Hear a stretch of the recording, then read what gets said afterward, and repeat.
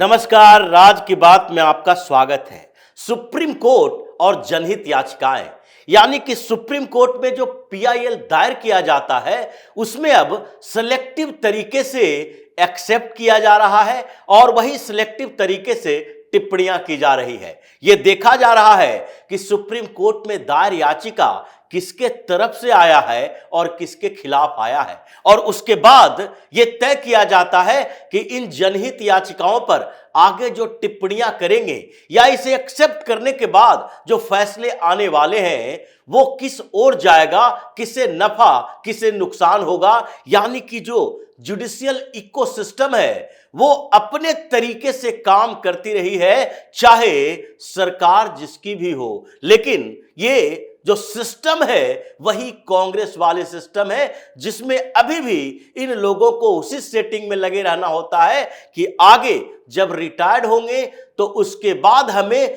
किस ग्रुप में शामिल होना है, हमारा भविष्य क्या है और हमारे बच्चों का भविष्य क्या होगा सुप्रीम कोर्ट हाई कोर्ट में। क्योंकि ज्यादातर सुप्रीम कोर्ट और हाई कोर्ट के जो जज हैं उनका कुंडली देखें तो पता चलता है कि इनके परिवार के कोई न कोई व्यक्ति पहले हाई कोर्ट और सुप्रीम कोर्ट में जज रह चुके हैं। किन्हीं के पिता हैं, किन्हीं के चाचा हैं, किसी के अगर भाई भतीजा है और किसी के जीजा हैं। ये सारे पारिवारिक पृष्ठभूमि वाले खानदानी जज हैं जो सिस्टम कांग्रेस की रही है। यानी जिस तरीके से कांग्रेस का मतलब है कि गांधी नेहरू परिवार का ही इसमें सर्वे सर्वा होगा, चाहे वो अध्यक्ष पद पर हो या ना हो, चाहे अध्यक्ष किसी को बनाया गया हो, चाहे उसके सरकार बने और उसमें प्रधानमंत्री किसी और का बनाया गया हो, फिर भी सर्वे सर्वा कौन होगा? गांधी नेहरू परिवार का। चाहे डॉक्टर मनमोहन सिंह प्रधानमंत्री क्यों ना हो, लेकिन सोनिया गांधी सुपर पीएम होंगी। चाहे मल्लिकार्जुन खड़गे राष्ट्रीय अध्यक्ष क्यों ना हो कांग्रेस का, लेकिन सुपर प्रेसिडेंट जो होंगे वो होंगे राहुल गांधी ही। आला कमान उन्हीं के बारे में कहा जाएगा कि कांग्रेस का आला कमान कौन? तो सोनिया गांधी, राहुल गांधी और प्रियंका वाड्रा। चाहे इनके पास पद कोई ना हो, चाहे प्रियंका वाड्रा कांग्रेस की महासचिव ही क्यों ना हो, लेकिन उनका वैल्यू जो होगा वो राष्ट्रीय अध्यक्ष से ऊपर का होगा। इसी तरीके से सुप्रीम कोर्ट ने एक सिस्टम बना लिया है, चाहे चीफ जस्टिस कोई हो, या तो चंद्रचूड़ हो या अभी वर्तमान में सीजेआई संजीव खन्ना हो, सबका सिस्टम वही है। इसलिए 2 दिन में जो पहले याचिका यानी जनहित याचिकाओं पर पूरा कॉन्सेप्ट बदला गया और 2-3 दिन के अंदर कुछ ऐसे फैसले आए जो दिख रहा है कि आगे भी इनका इशारा क्या है। अपने ऊपर जब सरकार की अंकुश लगती है तो ये छटपटाने लगते हैं, अपनी बातों से मुकर जाते हैं, लेकिन जैसे ही इनके सामने सरकार के खिलाफ या फिर कांग्रेस के खिलाफ आता है तो उसमें चूज करने लगते हैं कि सरकार के खिलाफ टिप्पणी करने का मौका मिलेगा तो इस याचिका को एक्सेप्ट कर लो। अगर कांग्रेस या विपक्ष पार्टियां इन लोगों के खिलाफ टिप्पणी करने का मौका मिला है तो भी इसका इस्तेमाल करो और टिप्पणियां करो सरकार के खिलाफ ही, भारतीय जनता पार्टी के खिलाफ, इसे राजनीतिक रंग दे दो। सबसे पहले सीजेआई संजीव खन्ना ने यही काम किया। उन्होंने जो जनहित याचिकाओं की बाढ़ आई हुई है सुप्रीम कोर्ट के अंदर, बार बार जनहित याचिका लेकर पहुंच जाते हैं और उस पर सुप्रीम कोर्ट की बेंच बैठ जाती है। और इसमें कभी कभी ऐसा होता है कि अगर इनके पक्ष में इनके विचार से सहमत नहीं होने वाले जज भी जनहित याचिका लेंगे तो फिर उसमें समस्या हो जाएगी। सीजेआई ने पहले ये व्यवस्था हुई थी और इस व्यवस्था में 16 बेंच जो सुप्रीम कोर्ट के अंदर है वो सारे बेंच को किसी के पास भी जनहित याचिका चला जाता था। इसको पूरा परिवर्तन कर दिया संजीव खन्ना ने। जस्टिस संजीव खन्ना जो अभी सीजेआई है वो जैसे ही बने उसके बाद उन परंपराओं में थोड़ा परिवर्तन किया और कहा कि जनहित याचिका के लिए 3 ही बेंच जिम्मेदार होगा।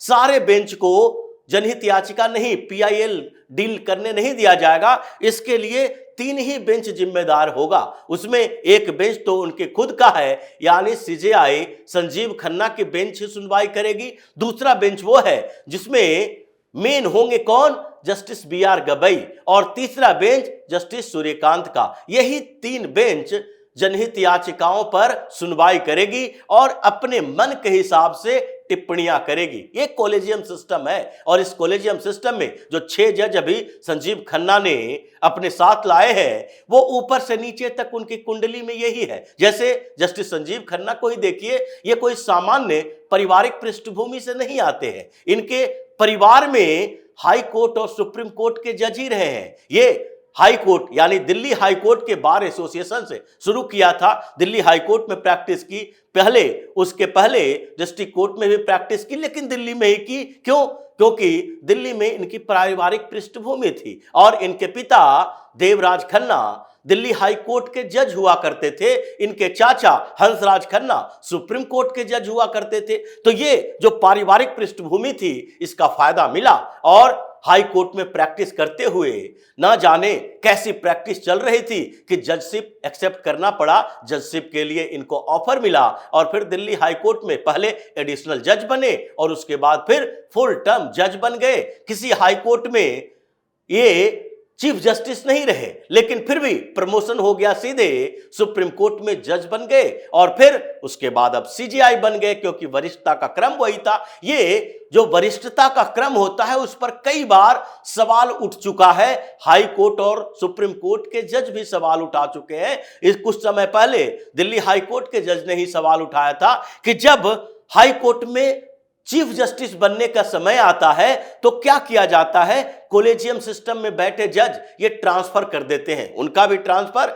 दिल्ली से चेन्नई हो गया था और मद्रास हाईकोर्ट से फिर से दिल्ली में आए, लेकिन तब तक वरिष्ठताएं बदल चुकी थी, क्योंकि वो सीनियर मोस्ट जज थे। अगर दिल्ली हाईकोर्ट में चीफ जस्टिस बनाना होता, उनका नाम आता, लेकिन मद्रास हाईकोर्ट में उनसे भी सीनियर जज थे, इसलिए उनको उनका नंबर नहीं आया। अब फिर इतने सालों के बाद फिर से वो हिमाचल प्रदेश के चीफ जस्टिस बने हैं हाई कोर्ट में, लेकिन फिर भी ये कुछ समय के लिए है, कुछ समय के लिए यानी 3-4 महीने के लिए बन पाए, क्योंकि रिटायरमेंट का एज हो चुका है, सुप्रीम कोर्ट में गए नहीं। तो ऐसी स्थिति में सवाल उठ चुके हैं इन लोगों पर और इन लोगों ने ऐसे ही अभी जन याचिकाओं को तोड़ मरोड़ कर पेश किया। जैसे 2 दिन पहले ही एक जनहित याचिका दायर की गई थी, जिसके लिए बेंच बनी कौन सी, सीजेआई खन्ना ने खुद की बेंच बनाई और उस बेंच ने ऐसी टिप्पणियां की जिसके बाद यह कहा जा सकता है कि कौन से सिलेक्टिव परसेप्शन से ये काम करते हैं। वो जनहित याचिका थी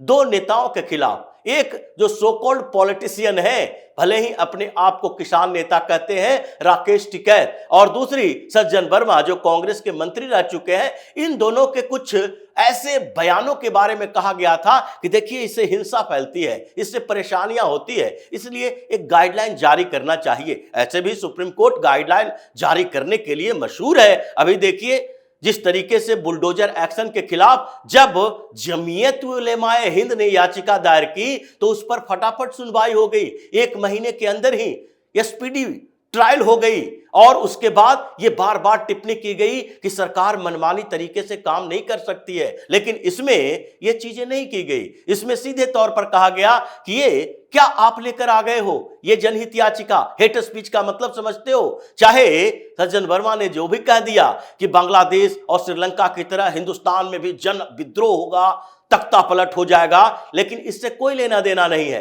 राकेश टिकैत ने किसानों को उकसाकर हिंसात्मक क्रांति की बात कर दी, लेकिन इससे कोई लेना देना नहीं है। सीधे तौर पर आप जाइए, राजनीति कीजिए, ऐसी टिप्पणियां की थी। और फिर दूसरी जनहित याचिका आई सुभाष चंद्र बोस को लेकर। सुभाष चंद्र बोस की मौत ऐसी मिस्ट्री है जिस पर कई बार कई समितियां, कई जांच हो चुके हैं, अभी भी अनसुलझा हुआ दिखता है। लेकिन फिर भी सुप्रीम कोर्ट पहुंचे और पिनाकमणि मोहंती ने एक याचिका दायर की और उस याचिका में सुभाष चंद्र बोस की मौत की जांच को लेकर सुप्रीम कोर्ट के निर्देश की बात की गई थी। लेकिन हुआ क्या, सुप्रीम कोर्ट की बेंच बनी केवी विश्वनाथन और लीड कौन कर रहे थे, जस्टिस सूर्यकांत। ये वही सूर्यकांत है जिन्होंने नुपुर शर्मा को ऐसे फटकार लगाई थी जैसे उन्होंने बहुत बड़ा पाप कर दिया, लेकिन जुबैर अहमद को फटकार लगाने के बदले फैसिलिटी दे दी। फटकारा नहीं, बल्कि उन्हें दे दिया कि सारे मामले आपके दिल्ली में ही जांच होंगे, और यही नहीं, आपको आगे भी कोई मुकदमा आपके खिलाफ इस मामले में हो, यानी धार्मिक टिप्पणियों के मामले में, तो उसमें पहले से ही आपको बेल मिला हुआ है, आपको गिरफ्तार नहीं किया जाएगा। एडवांस यानी एंटीसिपेटरी बेल उस मामले में जो अभी दर्ज ही नहीं हुआ है। अगर कोई दर्ज हुआ है उसमें तो अरेस्ट से पहले एंटीसिपेटरी बेल की बात सुनी थी, लेकिन सुप्रीम कोर्ट ने उन मामलों के लिए भी दे दिया कि आगे कोई दर्ज होगा इस मामले में तो भी आपको एंटीसिपेटरी बेल ग्रांटेड है, आपको गिरफ्तार नहीं किया जा सकता। वही सूर्यकांत इस मामले में क्या कहते हैं, चुनाव के समय आप कहां से याचिकाएं लेकर चले आते हैं? आप सुप्रीम कोर्ट में बैठे हो, आपको कानून की बात करनी चाहिए, ये चुनाव कहां से आ गया? जब चुनाव चल रहा है तो क्या चुनाव के समय हिंदुस्तान में कोई जनहित याचिका नहीं दायर की जाएगी? क्या चुनाव को लेकर आप फैसले नहीं देते हैं? कुछ दिन पहले आपने बुलडोजर पर जो फैसला दिया, या उस समय चुनाव का दौर नहीं था? क्योंकि अभी तो महाराष्ट्र, झारखंड से लेकर उपचुनाव भी चल रहा है। 48 विधानसभा सीटों पर, लोकसभा सीटों में भी 2 सीटों पर, नांदेड़ में भी उपचुनाव हो रहा है, और दूसरा उपचुनाव वायनाड में भी हो रहा है। उसमें तो आपने जमीयत उलेमाए हिंद की याचिका पर फैसला दे दिया, गाइडलाइन जारी कर दिया, लेकिन इसमें आप राजनीतिक टिप्पणियां करने लगे कि जाओ, आप किसी राजनीतिक पार्टी के इशारे पर आए हो, उसी राजनीतिक पार्टी के पास जाओ और मंच पर जाकर यह मुद्दा उठाओ। ये कोई मामला नहीं है। जवाहरलाल नेहरू, महात्मा गांधी का उदाहरण देते हुए मर गए लोगों के ऊपर आप कीचड़ उछाल रहे हो। ऐसी टिप्पणियां जस्टिस सूर्यकांत ने की। ये पहले भी ऐसी ही टिप्पणियां हिंदुओं या फिर भारतीय जनता पार्टी के इर्द गिर्द के लोग या फिर राष्ट्रीय मुद्दों पर जाने वाले लोगों को हिमिलिएट करते हैं, हतोत्साहित करते हैं कि आगे वो सामने ना आए, और यही परेशानी इन लोगों के साथ रही है। इसलिए जस्टिस सूर्यकांत ने ऐसी ही बातें की, लेकिन अपनी बातों में ये लोग क्या करते हैं, अपनी बातें देखिए। जब अगस्त 2023 में parliamentary committee on law and justice ने एक निर्देश जारी किया और कहा कि जितने हाई कोर्ट और सुप्रीम कोर्ट के जज हैं, सबकी संपत्तियों का ब्यौरा होना चाहिए सार्वजनिक प्लेटफॉर्म पे। अगर देखा जाए, हाई कोर्ट 25 हाई कोर्ट, उसके सब मिलाकर 29 बेंच है, और ये सारे मिलाकर यहां 749 जज हैं। अभी ये 1-2 आंकड़े इधर उधर हो सकते हैं क्योंकि रिटायरमेंट 2-4 दिन 10 दिन महीने में होते रहते हैं, लेकिन ये 749 जज इधर और सुप्रीम कोर्ट के 33 जज, ये सब मिलाकर 782 जज हाई कोर्ट और सुप्रीम कोर्ट को, जिसे निर्देश दिया गया कि आप लोग जल्दी से जल्दी ये सार्वजनिक कीजिए, अपनी प्रॉपर्टी का ब्यौरा दीजिए, ताकि सरकार को भी लगे कि जजशिप है जो ईमानदारी से चल रहा है। जुडिशियल सिस्टम में अगर करप्शन है तो उसकी जांच भी होगी। लेकिन इन लोगों ने क्या किया, उस समय सीजेआई चंद्रचूड़ हुआ करते थे और उन्होंने सीधे तौर पर कहा कि नहीं, कोई आरटीआई तो हो ही नहीं सकता हम लोगों की संपत्ति के बारे में, आरटीआई के दायरे से हम बाहर हैं, हम अपनी प्रॉपर्टी को क्या करेंगे, सार्वजनिक तो करेंगे, लेकिन सार्वजनिक का मतलब अपने बीच सार्वजनिक करेंगे। यानी कि जो जज चाहते हैं स्वैच्छिक तौर पर वो अपनी प्रॉपर्टी का ब्यौरा हमारे टेबल पर लाकर रख दे, यानी सीजीआई के पास बंद लिफाफे में रख दे। और उसमें भी क्या हुआ, सुप्रीम कोर्ट में केवल 27 जजों ने अपनी संपत्ति का ब्यौरा सीजीआई के पास रखा, 6 जज उसमें भी छिपा लिया। यही नहीं, हाई कोर्ट का मामला तो और भी गड़बड़ है, वहां 749 जज और उसमें से केवल 98 जजों ने संपत्ति का ब्यौरा दिया, वो भी सार्वजनिक करने से सब लोगों ने मना कर दिया। क्यों? क्योंकि इनको लगता है संपत्ति पर विवाद हो जाए, हमारी प्रॉपर्टी को देखकर बता दे कि आपकी पत्नी, आपके भाई, आपके भतीजे किसी के नाम से है और उस पर जांच हो जाए, तो जांच से छुपाने के लिए संपत्ति छुपाई जा रही है। यानी कि अभी भी अगर देखा जाए तो इन लोगों ने जिस तरीके से 782 जजों में केवल 123-24 जज हैं जो अपनी संपत्ति बता पाए हैं और 567 से ज्यादा जज हैं जो अपनी संपत्ति छिपा कर रखे हैं, वो सार्वजनिक करने की बात तो छोड़िए, सरकारी ऑफिसेस में, सरकारी पैनल के पास ये अपने वेब पोर्टल पर भी जारी नहीं कर रहे, सरकार को भी नहीं बता रहे कि हमारे पास कितनी संपत्ति है। इस पर विवाद है और इस आदेश से सुप्रीम कोर्ट, हाई कोर्ट दोनों जगह हंगामा चल रहा है। हड़कंप मचा हुआ है जजों के बीच कि आज नकल तो होगा ही, हमें अपनी प्रॉपर्टी का ब्यौरा देना पड़ेगा और कितना छुपाएंगे। ये छिपाने लुका छिपी का खेल हाई कोर्ट सुप्रीम कोर्ट में जो चल रहा है और जिस तरीके से सीजेआई खन्ना ने ये 3 जजों की बेंच बनाई है याचिका के लिए, जनहित याचिका दायर होगी, वही लोग देखेंगे। उससे सुप्रीम कोर्ट के अंदर हंगामा इस बात को लेकर है कि सारे वकील जो दलाल वकील हैं उनके लिए भी यही है कि वो बेंच मैनेज करने में नाकाम रहेंगे, सेटिंग लॉबिंग नहीं हो पाएगी। यही 3 अपने विचारधारा के अनुसार फैसले लेंगे और इसमें से ज्यादातर, जैसे जस्टिस संजीव खन्ना 5 महीने का कार्यकाल है, उसके बाद रिटायर होंगे। और इसी तरह से जैसे सीजेआई चंद्रचूड़ बाहर आने के बाद इधर उधर प्लेटफॉर्म पर जाकर माफी मांगते फिर रहे कि चलो किसी तरह से आगे की सेटिंग बनी रहे, वही ये करने वाले हैं। लेकिन इस बीच ये 5 महीने में जिसे खुश करने की कोशिश कर रहे हैं कि अगर उसकी सरकार आएगी तो कुछ पद मिल जाएगा, कुछ आगे इंटरनेशनल लॉबिंग हो जाएगी, वो नाकाम होती दिख रही है। क्योंकि अब एक के बाद एक जनहित याचिकाओं का रिजेक्शन मोड है, उससे सुप्रीम कोर्ट में हड़कंप मचा हुआ है। तो इसी तरह की खबरों के साथ फिर से हाजिर होंगे, तब तक के लिए बने रहिए हमारे साथ और देते रहिए हमें सहयोग, ताकि इसी तरह की खबर हम आपके लिए लाते रहे। धन्यवाद।